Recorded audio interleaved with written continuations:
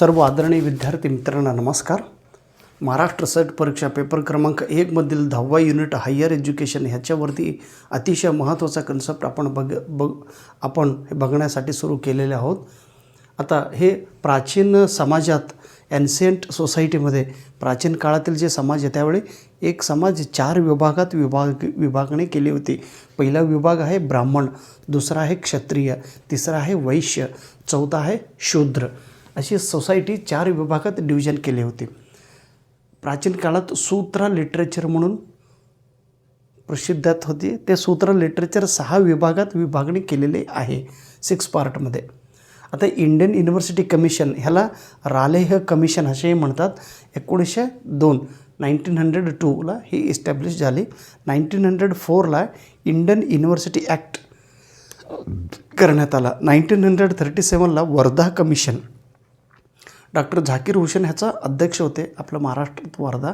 आणि महात्मा गांधीजींचा जो थॉट्स आहे महात्मा गांधींच्या तत्वानुसार विद्यार्थ्यांना हे हँडक्राफ्ट शिकवायचं ह्याच्यावरती हे भर दिलेलं आहे. Basic education, CAB central advisory board of education त्याचा फुल फॉर्म आहे.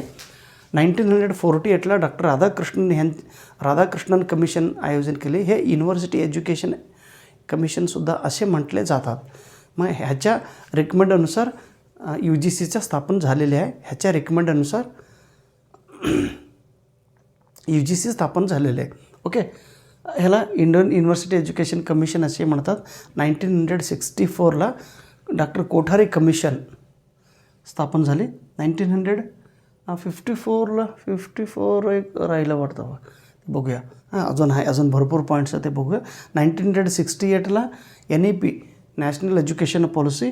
1986 न्यू नॅशनल एज्युकेशन पॉलिसी सुरू झाला 10+2+3. 1992 revised new national education policy. 2005 national knowledge commission Shyam Pitroda यांनी ह्याचा अध्यक्ष होता. 2008 रोजी यशपाल कमिटीचा स्थापन झालेली आहे.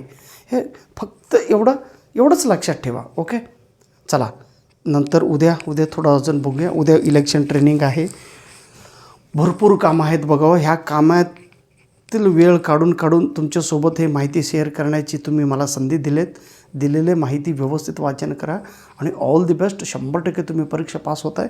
पॉझिटिव्ह ॲटिट्यूड ठेवा, व्यवस्थित करा. रात्री 1:30 वाजलेले आहेत, आता नाही 1:15 झालेले. चला, मला अगोदरच लो BP आहे, परत इथंच पडलं तर कसं सगळं झोपलेलं आहे. मी इथं पडलं तर कसं बाबा. 1:30 वाजले, 1:15. चला झोपा तुम्ही पण.